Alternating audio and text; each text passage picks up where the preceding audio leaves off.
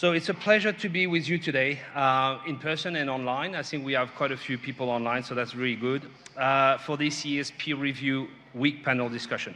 So if you don't know me, I'm Renaud Jones-Boyau. I was recently put in the position of acting Deputy Vice Chancellor Research. I'll be guiding us through today conversation and on a topic that is rapidly reshaping the research landscape, especially in a peer review with the artificial intelligence coming in. So before we begin, I would like to acknowledge that we are on the lands of the Wujabul Wayabul people of the Bundjalung Nation and pay my respects to elders, past and present. I recognize the significant role that Aboriginal and Torres Strait Islander people play in the life of the university.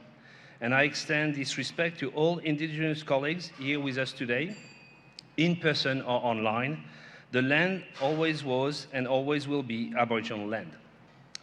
Today's session is an opportunity to explore how AI is already influencing peer review. And this is a reality, it has started already. So we need to have this discussion. We need to consider the risks, the opportunities, and the ethical dimension of this transformation. I was asked to reflect on that, and I am no expert. I am not really different to any of you that is kind of trying to perhaps embrace AI as it's growing, finding it sometimes very difficult to keep track with this very rapid evolution, with the number of tools that are popping up everywhere. Trying also to understand how it works, because this is very complicated. It requires a lot of personal investment in terms of time, sometimes even financial. And so I'm no different. I'm very passionate about AI, and I have a tendency to be quite optimistic about things. So while I understand that there is a lot of risk, I also see a lot of opportunities with AI. I think for the discussion about today, I want to set kind of the scene. So the importance for us today is that it's a very rapid evolution. AI has been around for a very long time, actually, since the 60s, even perhaps before. But it was extremely unhelpful at the time. I don't know if you ever played with ChatGPT 2. So I was able to be in a bootcamp AI where we kind of, use that large language model, LLM, to play around and to create your own language model. And I can say that it was very inefficient, constantly glitching, giving me wrong answer. And so if you were to picture that, I would say the first model would have been the size of, let's say a dot on a piece of paper. And if you were to compare in terms of the size of the ability of that AI to the new ChatGPT that is coming out, you'll be looking at something that is several meters large as a sphere. So it's something that is growing so exponentially that it's hard to understand even the speed at which it grows, which is perhaps frightening, but also very exciting in terms of what kind of new discovery and other aspects in our life that we can use AI with. In terms of the peer review, why do we talk today about peer review and AI? It's because peer review is a cornerstone. It's a cornerstone of science. This is what we use to make sure that what we do, we keep the trust, we keep the credibility of science. So if we remove that aspects of peer review, we remove the, I would say, efficiency of science to produce things that we can trust that can be used in society. So that's why today's discussion is very important. It might be very technical in a way that we're talking about peer review for academics, but it has a profound impact on society. If we lose that aspects of credibility of peer review, we lose that aspects for science. And in the world of today, we know that credibility and trust is a very important thing. So I see opportunities for AI, efficiency, that's for sure, streamlining. We can use it for plagiarism. We can use it for statistical error. We can also even run it sometimes to see if there is methodological flaws compared to other techniques and so on. So I can see this. I also see equity to access tools. For example, if you look at the world today, science is dominated by English-speaking papers and discoveries and so on. And we have extremely talented scientists that perhaps do not have access to English language. AI could completely change that, giving access to people that do not speak English the ability to publish their amazing work, but also to participate in the peer review process. So I see that as an opportunity.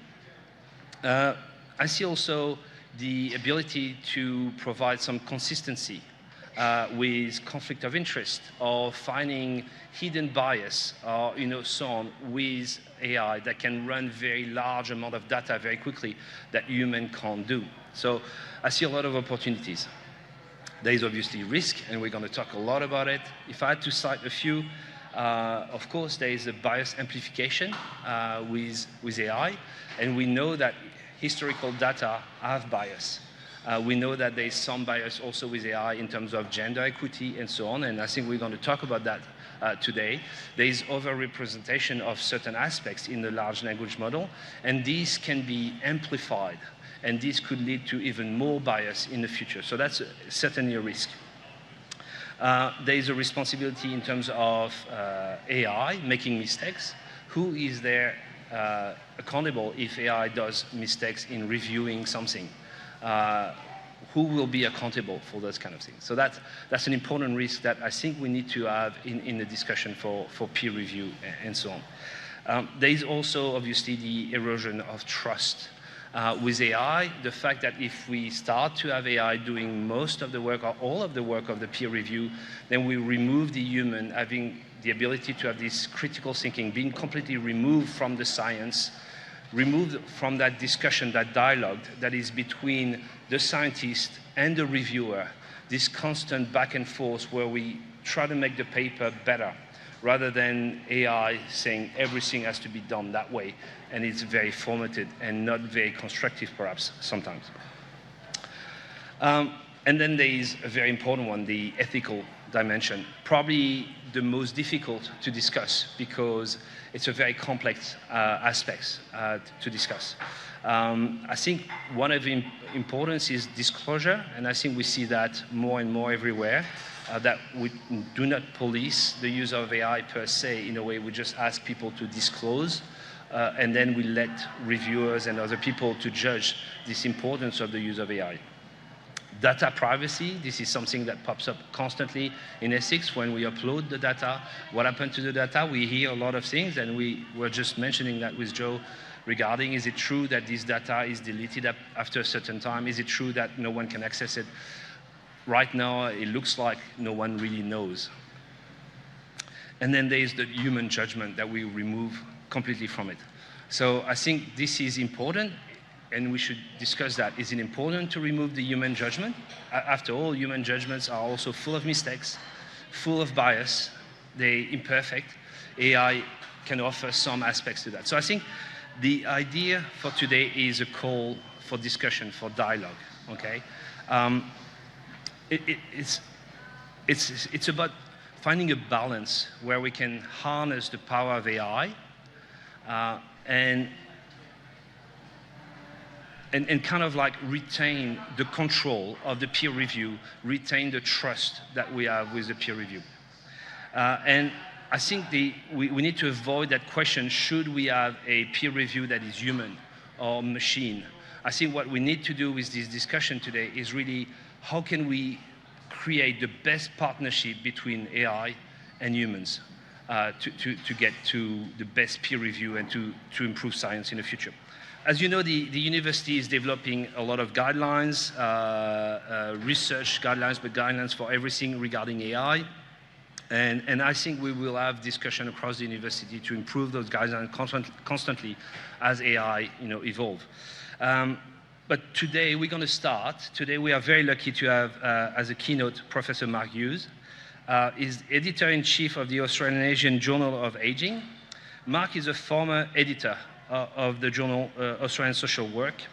His research relates to aging and aged care service delivery with a particular focus on LGBTQ aging, and is currently leading a large medical research future fund project. Mark is also a member of the Australian Research Council College of Experts, and he will share a case study on how the journal has addressed the use of AI in peer review. So thank you very much, Mark, for that. That's much appreciated. We will then, after the keynote, we will then continue, and I will ask the panel member that will be with us today, Professor Nigel Andrew. He's the Chair of Science in the Faculty of Science and Engineering. So Nigel is an editor-in-chief of the Austral Ecology section editor of PLG Zoology, and the interim editor-in-chief of the journal Ecological Management and Restoration. Nigel is an active reviewer and assessor of Australian Research Council grant application and has been a member of the College of Experts. So thank you, Nigel, for joining us today. Then we have Dr. Joan Bradbury. She's the deputy chair of the Human Research Ethics Committee at the university. Jo is also a clinical and health service researcher with interest in nutrition and mental health, and is based in the Faculty of Health. Jo has methodological expertise in biostatistics, including clinical trials analysis. So thank you so much for being here. And then we have Claire Thorpe, who's the director of the Southern Cross University Library. Claire has worked in academic and state libraries since 2001. Her research activities and publication have explored libraries, contribution to the Sustainable Development Goals, digital and information literacy in higher education, and she's co-creator of a maturity model for evidence-based practice in library.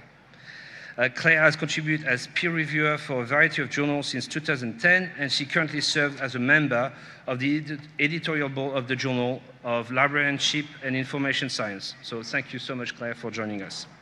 So we have prepared some questions for our panel discussion, and we will wrap up with 10 minutes audience question at the end. And we'll have some that have been submitted in advance. So I'd like to encourage everyone here online today to be part of the conversation around peer review. And if you're posting on social media, whatever social media you decide, please tag SCU for that. You can also use the Peer Review Week, AI, and research hashtag on the screen here to connect to the global conversation. So to begin, I'd like to welcome a keynote speaker, Professor Mark Hughes. Please join me, Mark. Thank you. How are you going? I'm Mark Hughes. I'd also like to acknowledge the traditional custodians of the lands on which we're meeting and pay my respects particularly to the Widjabul Waibal people of the Bundjalung Nation.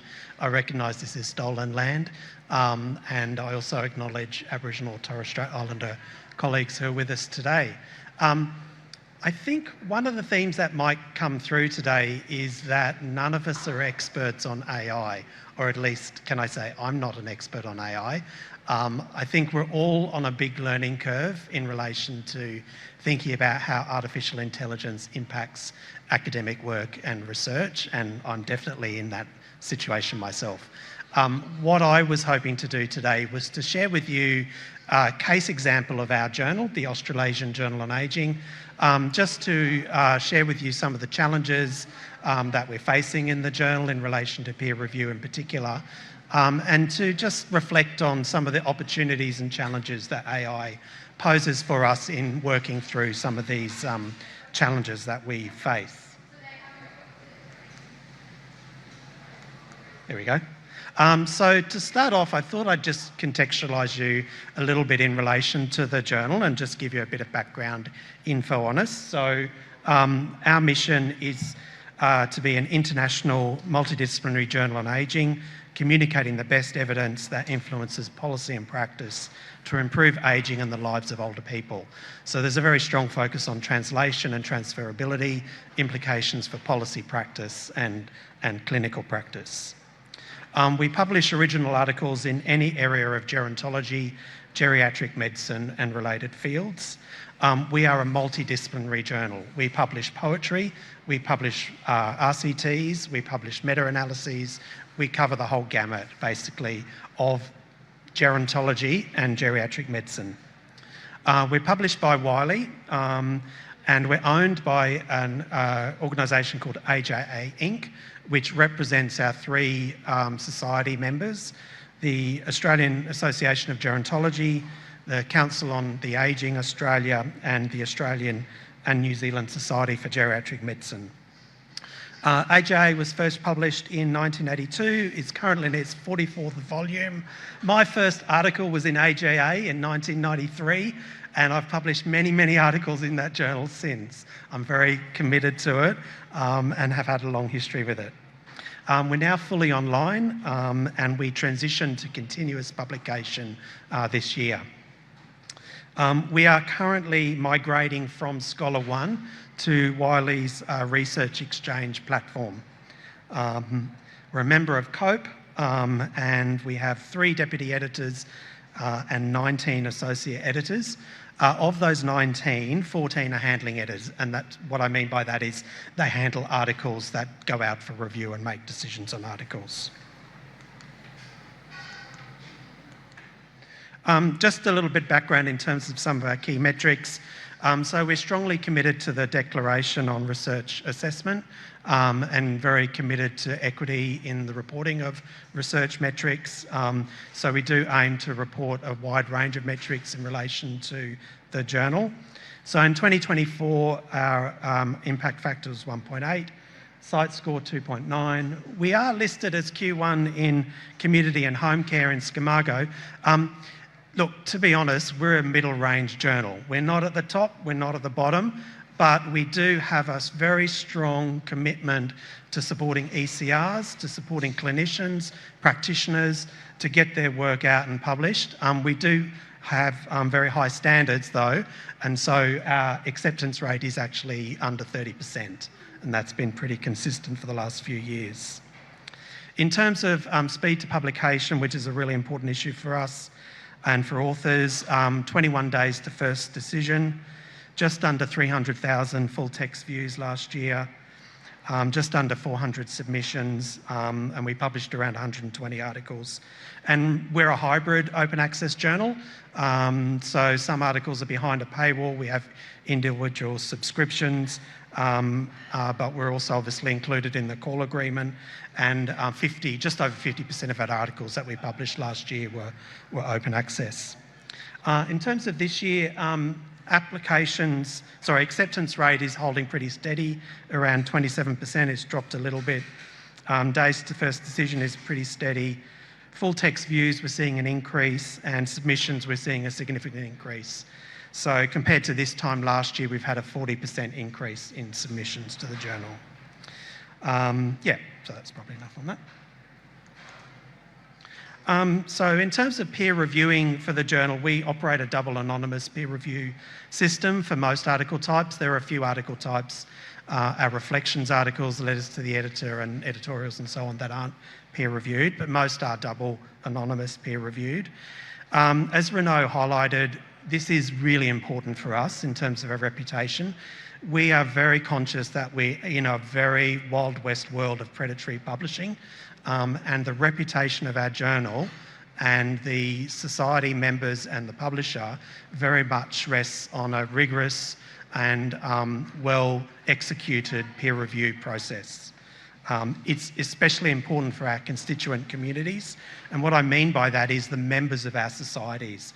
So the members of the AAG and the ANZ SGM, that's around 3,000 members, they take a very keen interest in the journal and how it's operating and how it's performing. And the peer review process is really important for them to have confidence that we're a reputable publication. We rely on reviewers as specialist experts. So we're not just going through the motions and getting these reviews. We really need specialist expertise feedback on these articles because, as I said, it's multidisciplinary.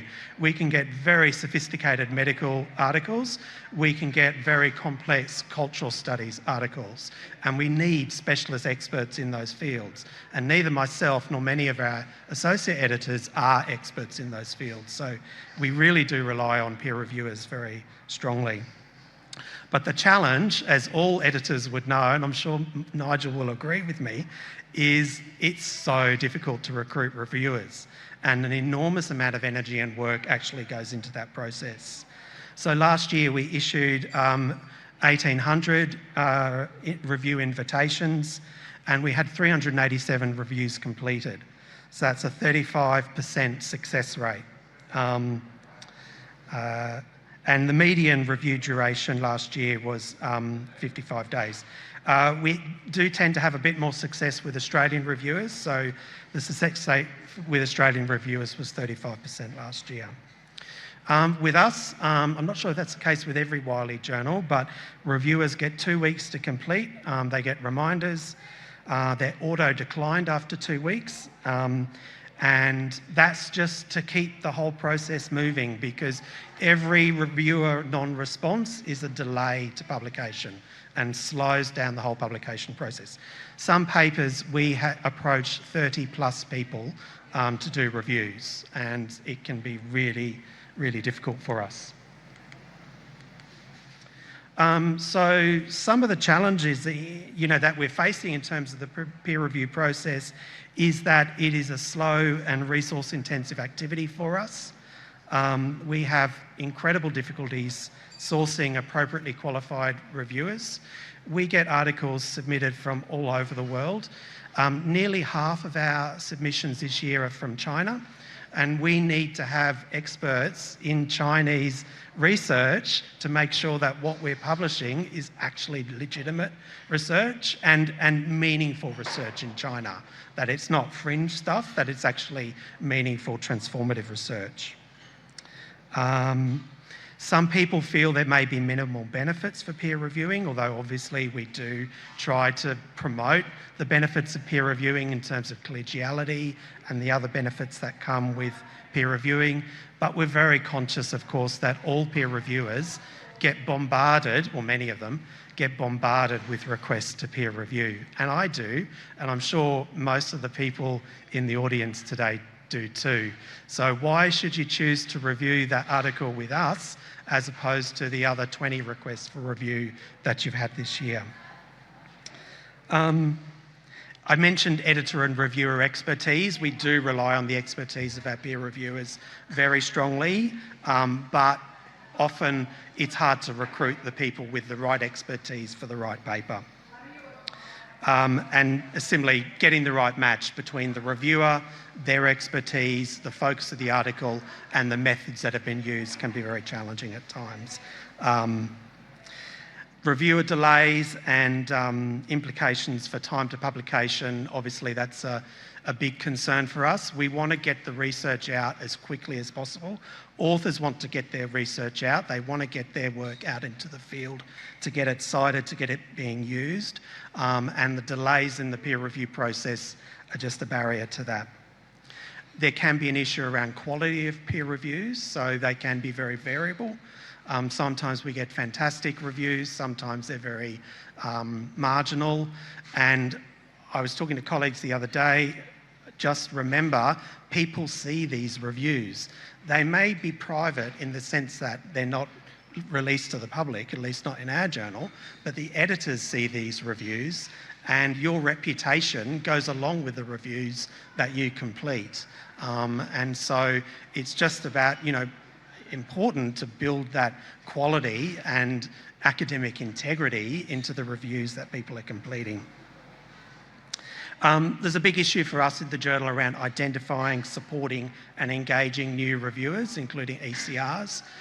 We have a bit of a systems gap at the moment between people who say they'd like to do reviews for us and then being invited to actually do reviews. The two systems are not really talking to each other, and we do have a plan in place to develop some more boutique resources for new peer reviewers for the journal. The other thing I'd just say is the systems can be very clunky. The emails that go out can be very messy. We're still in Scholar One, and I just feel that some of the communications are pretty unprofessional, sorry. But, I just think we need to be communicating with our colleagues in professional ways, using their titles appropriately and not having too much junk in emails and so on. And another key challenge is identifying AI.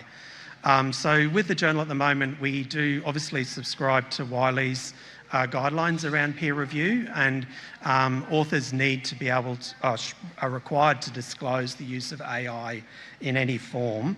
But certainly for peer reviewers, it can be challenging for them to actually identify whether or not AI has been used. So I said I'm not an expert, but I did write an editorial about AI and the AGA the other day. So this is that. You can see it online. Part of it was focused around peer review, but not all of it. Some of the general key messages, I think, in that editorial are basically the ubiquity of AI at the moment, that we cannot escape it. It's a reality. We have to work with it. We set out some acceptable uses for authors, for example, in relation to grammar, citation management, data analysis, modelling. But of course, this has to be disclosed, and often it needs to be explained in the methods section. Author voice needs to be maintained, accuracy has to be checked, copyright must be protected, and we recommend people keeping a record of their search queries as evidence. So in terms of AI in peer reviewing, for us, I think the core principles in terms of the use of AI in academic work generally apply in peer reviewing as well. We expect AI tools to be used responsibly and transparently. They should be used in a way that ensures accuracy is checked, and that the author voice and expertise is protected, that intellectual property is protected, and that ethical and professional integrity is upheld. We are, as I mentioned, transitioning to research exchange, screening and review. And there are a number of ways in which REX uses AI that'll hopefully, Nigel's going to disabuse me of this, I think, 'cause his journal's already transitioned to REX, but hopefully actually relieve some of the pressure points that we're experiencing at the moment.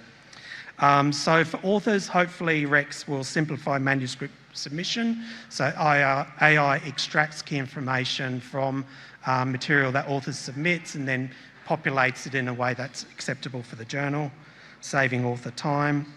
It assesses scope of the article and provides suggestions for alternative journals that might be more suitable for an article that's been submitted. It undertakes some integrity screening. For example, it has its own AI check. It checks author verification across with ORCID, checks for fake references, plagiarism and paper mill screening. And it also operates a publication knowledge graph, which collects data from public repositories such as Web of Science, PubMed and ORCID, and builds an author keyword profile based upon the person's entire publishing history, and maps the relationship between authors, publications and keywords. And that's supposed to be used to get a more perfect match between an article and a reviewer. And it also takes into consideration how many reviews people have conducted, how many reviews they've currently got with them, time to reviews, rejections and so on. It can also flag conflicts of interest between the authors of a paper and potential reviewers. Sorry.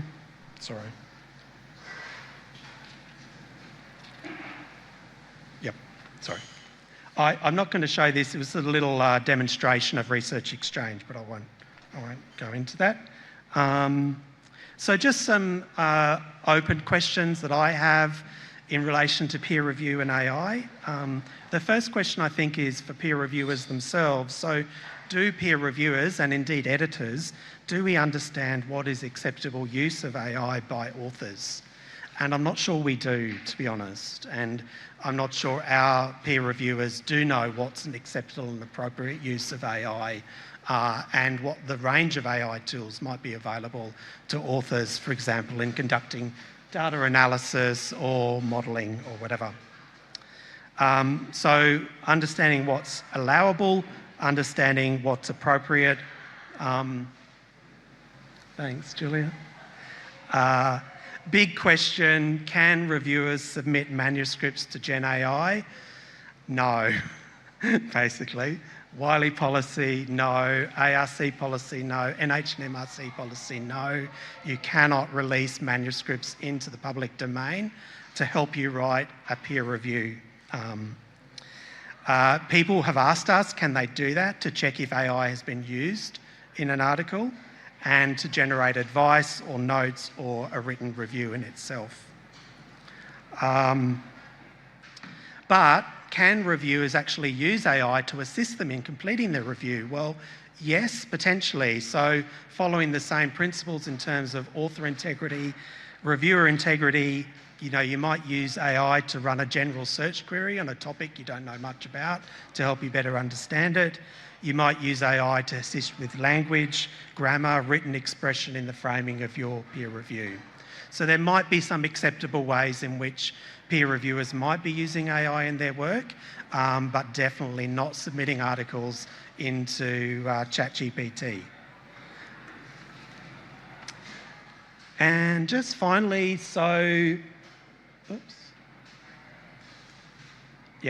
of course, I put this into ChatGPT and asked ChatGPT, what do you think AI could be doing in the future to assist peer review?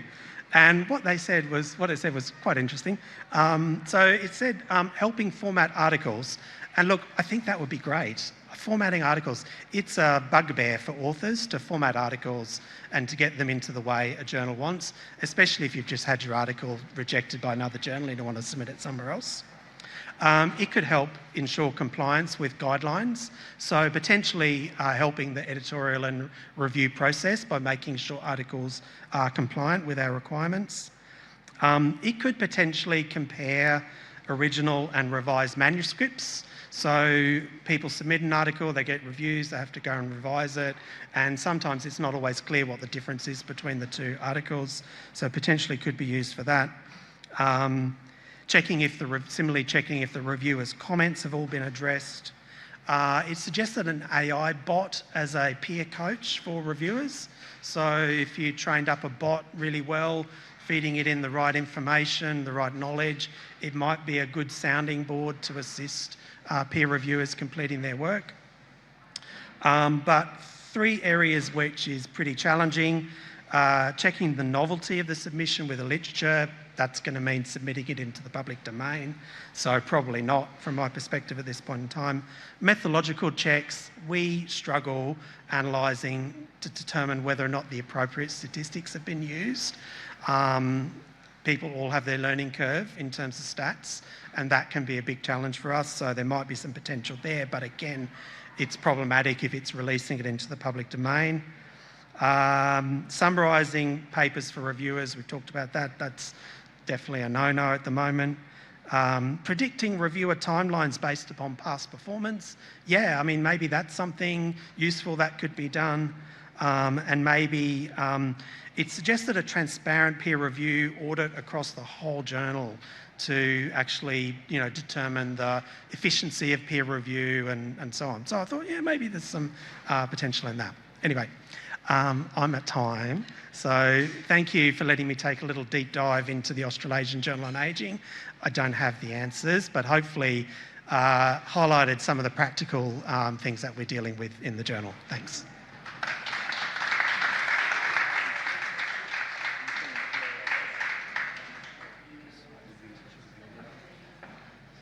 Thank you so much, Mark, for this great presentation. I'm going to ask the panel to come, please.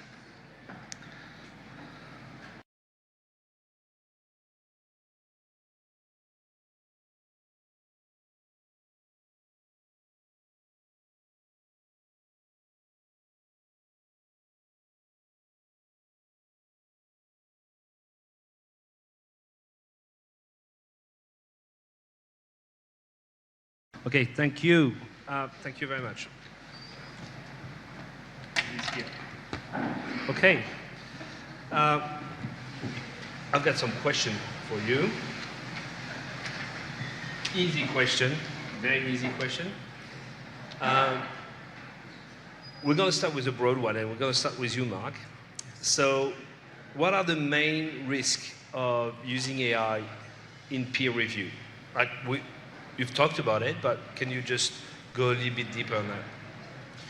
I think the key risk, is the temptation for people to submit an article into ChatGPT and to generate or some other large language learning model thingy, and to generate a review based upon that. I think that is very tempting for people.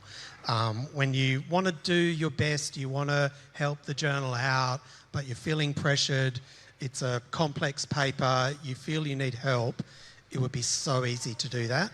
But yeah, I think, Claire, you can speak more to this, but from my perspective, that is a big risk, yeah. So what Mark's referring to there is intellectual property, and the fact that really you shouldn't be putting anything into a large language model that you do not own the intellectual property or the copyright for.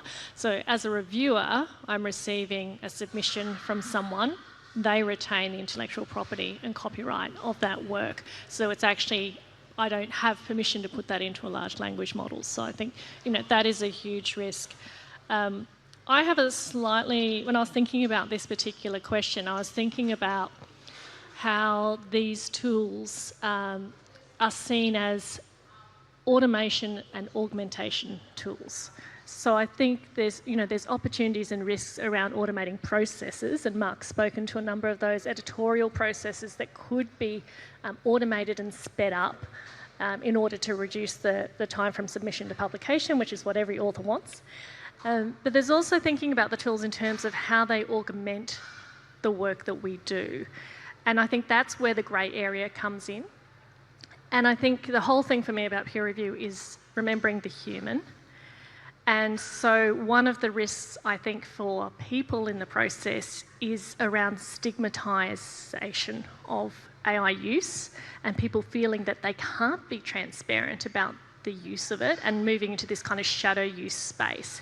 And if we don't destigmatise it, if we don't have conversations like this and put those guardrails in place and coach people around when permission, when you can use it and when you can't and how you can, then I think we're actually going to create this environment where people will use it but won't declare it, and that erodes the whole trust of peer review.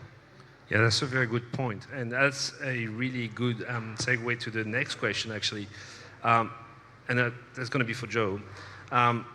So do you see any aspects of the peer review processes that must remain uniquely human? Thanks for that question. Great, it's a great question. But I think it's ultimately human judgment. We have to retain human judgment, especially around ethical evaluations and also discipline-specific expertise. So these are things that are unique to humans, and that the current crop of Gen AI, it's beyond the scope of their practice. They can't do critical reviews. They're not trained to do that. They're probability models that are looking at, on the basis of probability, what's the next likely outcome given these prompts and this background information. They're not concerned if they're right or wrong. They're not concerned about just or unjust or good or bad. They're just concerned about being plausible in their outcomes. And so it's something that's still, thankfully, unique to humans to be able to make that human ethical judgment. And it is really important in ethics as well, because these bots can't feel. They can simulate emotions and empathy, compassion, but they haven't had the lived experience of being a human in the context of the world. They don't know what it's like to experience suffering.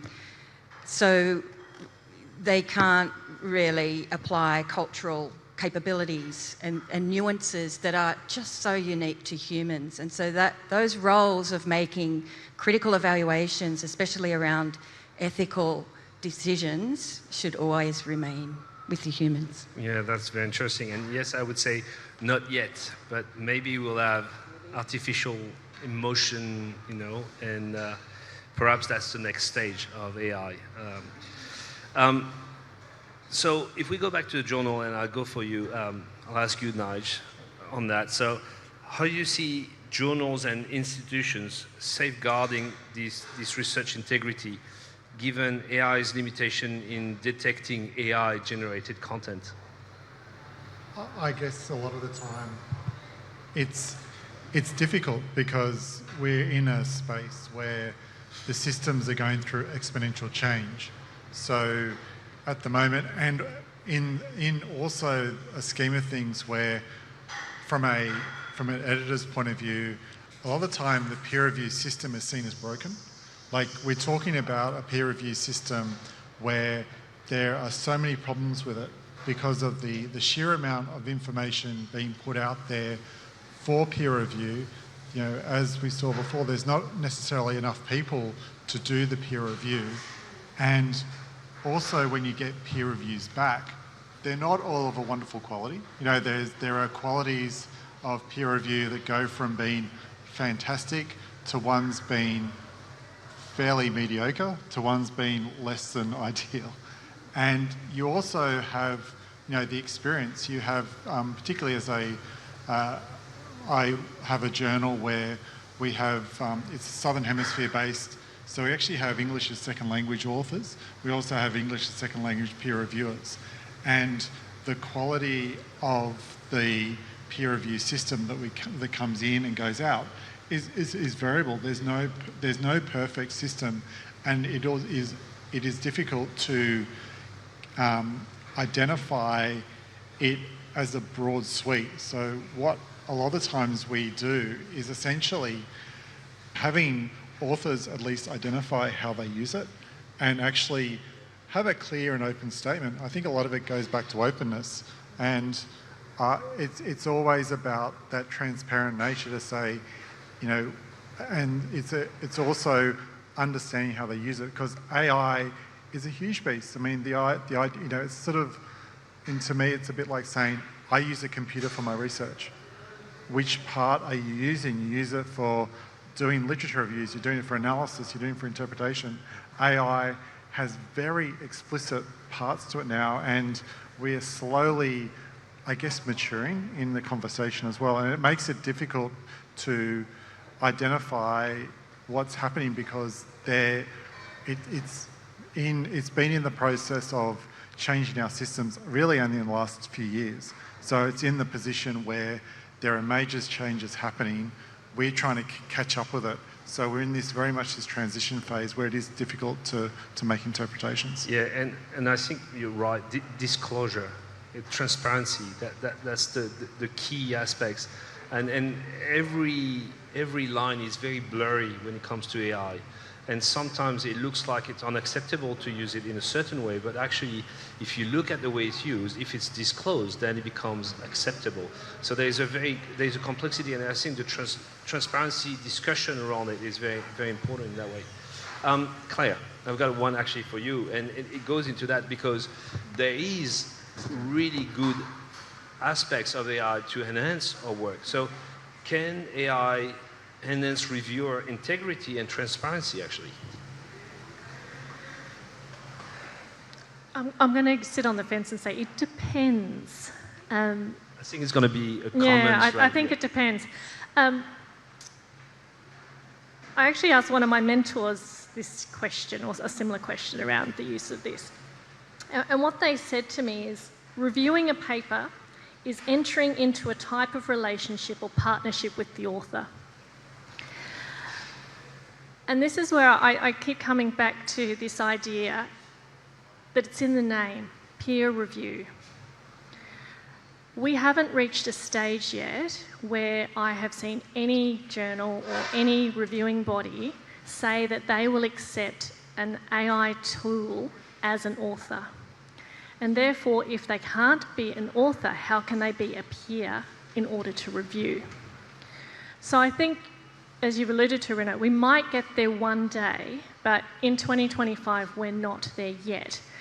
So I think where AI could potentially support research integrity would be in automating the processes and the verification of reviews by humans. So if we think about how technology is used, say, in non-fungible tokens as a piece of metadata in order to build trust in things like NFT artworks and cryptocurrencies and that sort of thing. So we're using the technology in order to verify and track and audit and have these trails. I can see a world where AI tools are used in order to provide verification and to really underpin trust and integrity in order to have a robust review process. However, I think that's a little way off yet. Yeah, no, that's fair enough. I think that's a very good answer. I've got another one. So we have other places, all the funding bodies and publishers that have. So you have the Australian Research Council and HMRC. They're prohibiting the AI use in application and peer review. They're very strict about it. I'm not sure how they enforce that, to be honest. Obviously, we talked about it. We don't want to upload data. There is a problem with privacy, ethics to the AI, but should we look into that, into kind of like a standardized kind of guideline for all those kind of things in terms of application for grants application, paper, peer review, and so on?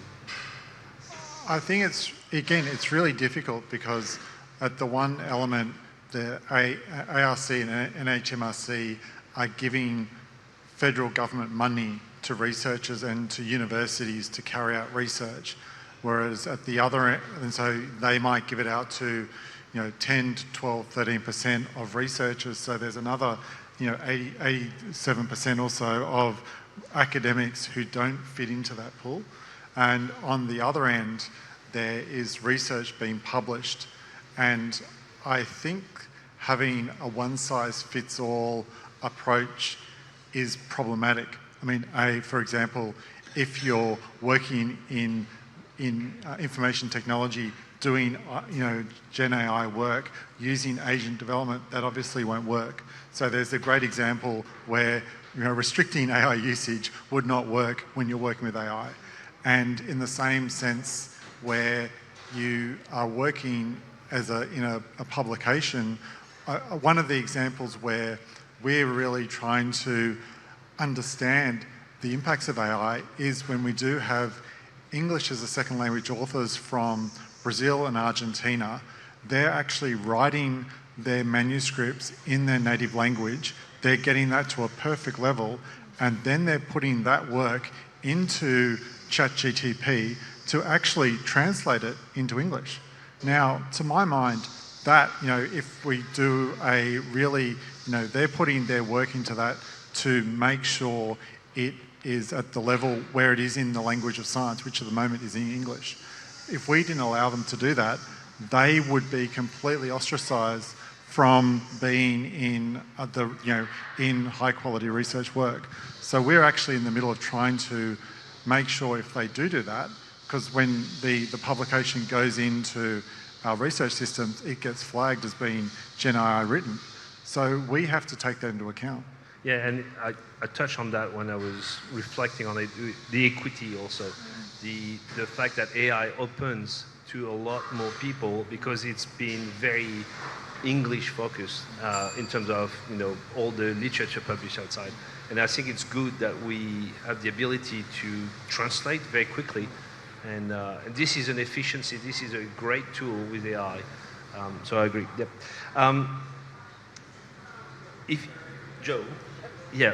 If you could change one aspect of the current peer review process or system, using AI responsibly, what would it be? Well, if I had a wish list of what I could ask for, and if we could do it responsibly, I think that we could help improve our ethics review processes. If we had a tool that was, privacy assured and that wasn't sitting somewhere, we knew what was happening to the privacy, that we could make available to the authors, that they could get a quick check of all of their documents prior to submission to ethics, and it could just check that all the documents that are required are there and that there's consistency between the documents. And then they just get a quick checklist of what they have to do to improve, and then they go and submit. And that's just an optional thing for those authors that are on a speedy timeline, for example. That could save weeks of the peer review process that goes on in ethics, because we end up as reviewers for ethics picking up a lot of those inconsistencies across documents that can't be, that are not really approvable in the current state, and that could be automated. So that would be my wish list. I mean, technically this is possible. You just have to have these completely isolated, like a sandbox AI, and that way the information that goes into the sandbox stays in the sandbox. So there's a possibility to do that. It's just isolation. It means also creating your own model, which is not that easy, but in the future, AI model will be probably able to help you create your own model. Oh, that's great, isn't it? So, and I think it's a very near future for that. So I've got one last question. It's for all of you. What is one principle in your mind that must never be compromised, no matter how advanced AI becomes?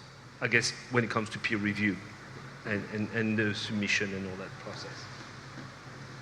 Who wants to take that one? I think that point about human judgment is needed in essence. So however we're using AI to assist us and to improve things, it needs to be submitted to scrutiny in terms of accuracy, integrity in terms of the authorship, inclusivity in terms of non-discriminatory scrap that it generates, and just ensuring that there's human judgment in ensuring the integrity of the content. Yeah. Can I ask you just to follow up on that? But isn't human also biased? They make mistake when they make judgment.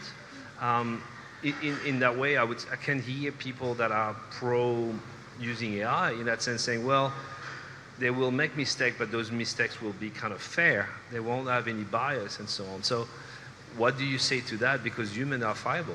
They make mistakes. But humans are accountable as well. And we can be held to account. I'm not sure if AI bots can. So not right now. No. That's correct. Yeah. Well, I would add that moral responsibility. We can't, at the moment, just delegate that off, and especially in part of the peer review process as well. A peer reviewer has engaged a contract to actually take responsibility for the review, and so I don't think they need to be accountable, but I think also in a moral sense about fairness, and I don't know if Gen AI will ever get to that point where they can actually make a decision about moral responsibility or take moral responsibility. They actually might make it, but we might not like it. That's the problem. Might not like it at all. No, it's clear. Yeah, for me, it comes back to that remember the human rule, and that these are tools that can be used, but human oversight should always be the last step. We've all got a review from reviewer 2. Why is it always reviewer 2 that's the grumpy one? Maybe AI will make reviewer 2 sound a little bit nicer, but AI is only a mirror. It doesn't have that ability, as Mark and Joe have said, to really engage with the critical nuances of the research expertise that, as researchers, you all have developed over time. And peer review and publication is very much trust-based. If we want to uphold the integrity and the social responsibility and respect for research and science, we need to make sure the processes are trustworthy, and the only way we do that is through having human oversight, regardless of the flaws of peer review that Nigel has mentioned as well. Yeah, I guess in some ways, as a disruptive technology, it could potentially break peer review completely, and it could actually break the concept of actually what we put in as sort of a publication in this idea of original ideas. I guess I always go back to the idea of, every original idea is 75% recycled. So everything that we put out into the world anyway as an independent publication is fundamentally based on the ideas of 200-300 years of people before us. So it could, and we've seen with COVID the rise of putting out information very quickly and being very disruptive. So in some ways, I see the idea of the AI broadly is enhancing, potentially breaking the peer review process and also breaking, God forbid, the publication sort of process as well. We actually might be in a very different realm in 5 years' time in terms of what's considered an original idea and an original sort of output. And thank you, that's a very good point. And I'll make a final comment before we open to the question that we had received. I'm actually a firm believer that the way, not the peer review aspects and process, but the publication on itself, this is a legacy at a time where researchers were isolated, and they had to write that manuscript, send it, and it was very difficult to access, so they would regroup into a journal that they would send the journal to those scientists. And I think this legacy is outdated in a time where access, communication, AI is completely changing the way we do science. And while I'm not talking about peer review, but the publication itself as an article format that is grouped into a journal in a day where we can have a very different aspects to communicating the science, communicating our results, showing the data, more transparency is needed. I think this legacy format is outdated and should be changed. But that's my personal view. Yeah, I think it is related to peer review because I think it is around the container may change, but what's contained, so what the body of knowledge is, still needs to be trustworthy and be underpinned by integrity. So it really doesn't matter if we're talking about the publication process or we're talking about peer review within that. If research that is made publicly available is not seen to be trustworthy by the community at large, we're out of a job. Yeah. All of us. And that is a problem when they started this new format where the publication will go live and the peer review will be open to people to log in and then make comments. The problem, and that was a big problem in my field, and you've probably seen a documentary in Netflix called Cave of Bones, which one of the publication was based on. And that publication is extremely wrong in many, many aspects, scientifically. And everybody started to comment on that, but the publication was already out and already damaging the reputation of the discipline. So anyway, we're going to stop there. We're going to, I think Julia has some question for us. So we had quite an overwhelming response of questions that were submitted online. So to make sure that we have time for everyone here in the room to participate in the discussion as well, we've just chosen a few of those questions that were submitted in advance for the panel. So I'll start with a question for our two editors here today. So Nigel and Mark, as an editor, how do you think you can recognise AI-generated review reports? Are there any signifiers or things that stick out to you that help you detect where AI has been used in those reports? Unfortunately, it's the M-dash. I love the M-dash.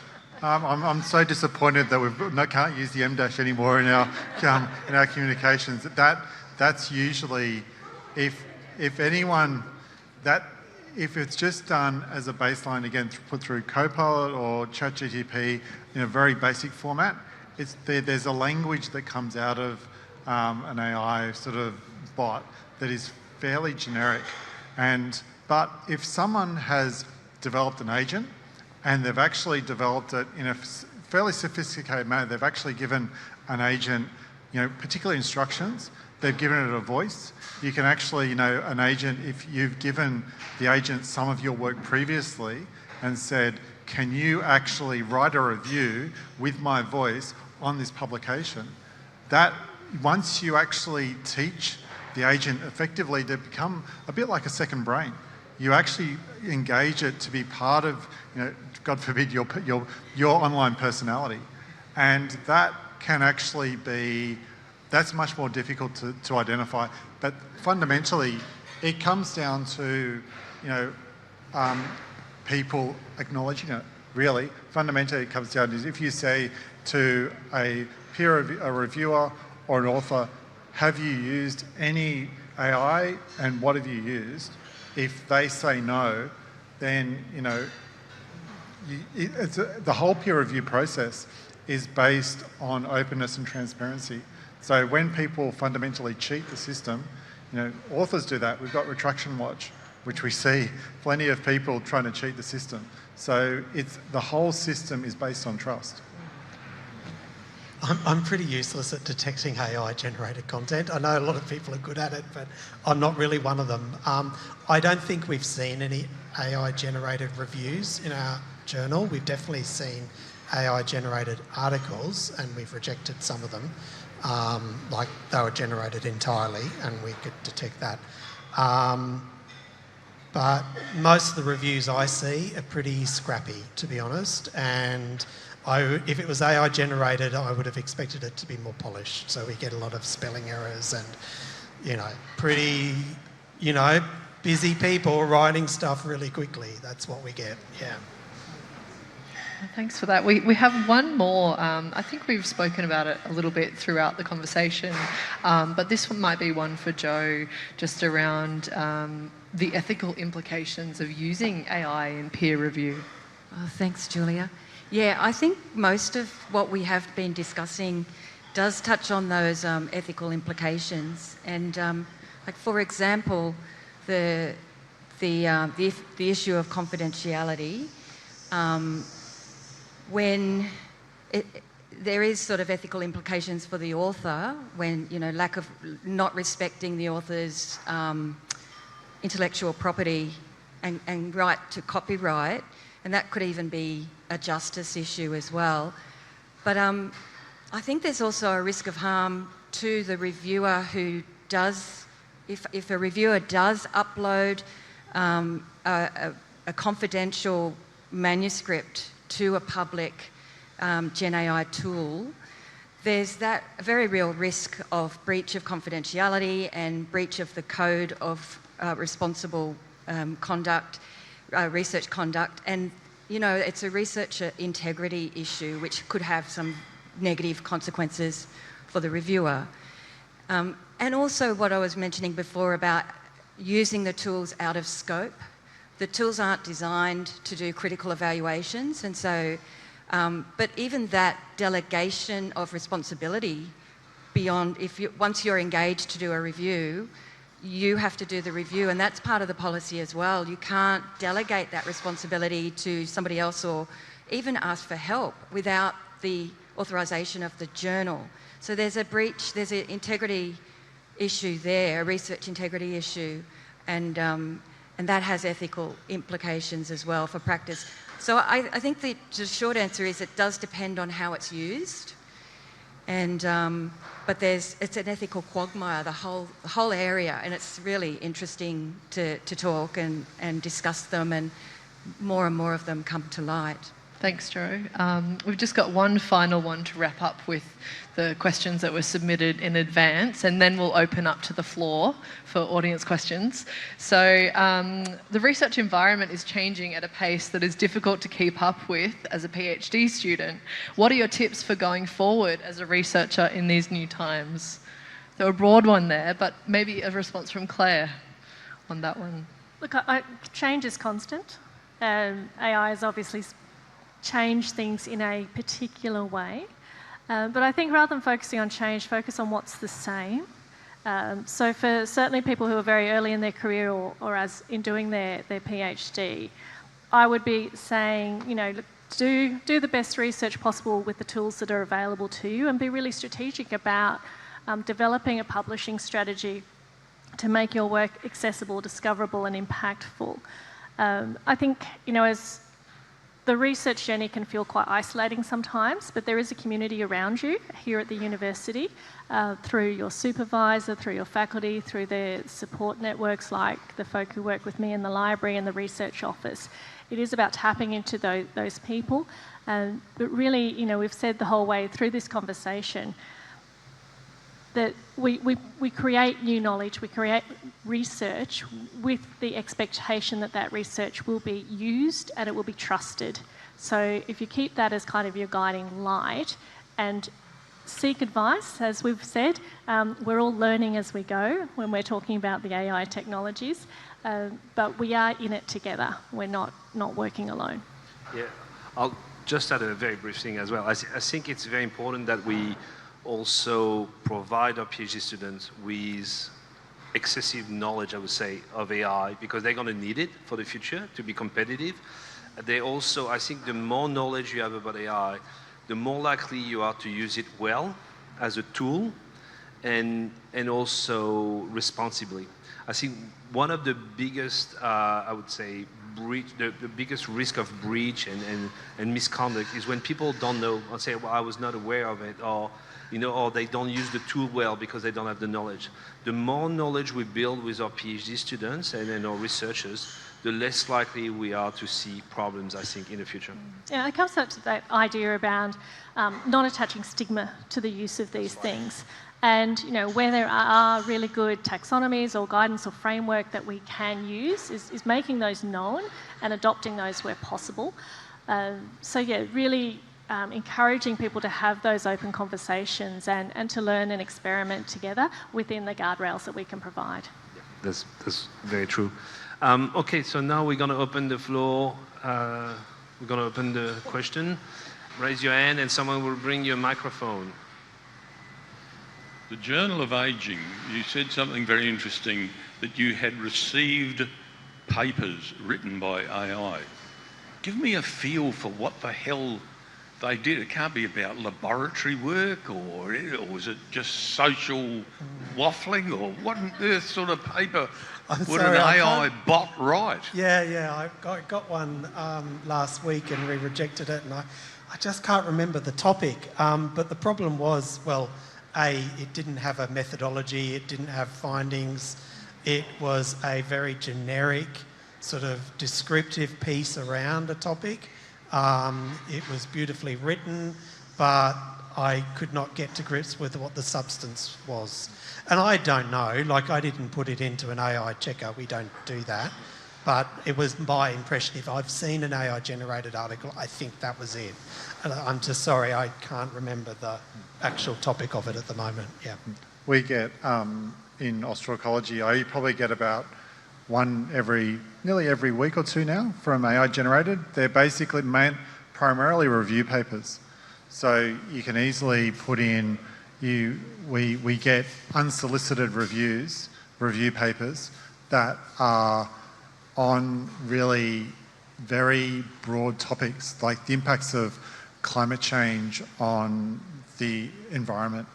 So it's you look at it and going, this is just so broad, there's not a specific target. So you can tell when, I guess in the journal that I'm EICF on, is they're primarily review-based, that you have that coming through. The research-based articles are less likely to, or I haven't found them yet, but definitely review articles, again, as an example of an article type that I think is going to die very soon, are review articles. Thank you so much, everyone. Thank you very much. And I encourage everyone to continue the discussion between, amongst the colleagues and friends and everyone. I think AI is one of the biggest revolutions that we're going to have in our lifetime, that's for sure. And we need to, in our profession, in our everyday life, in the way we interact with other people, in every way, AI is going to change a lot of things. So I think we should keep on having this discussion. Thank you so much, everyone. Thank you.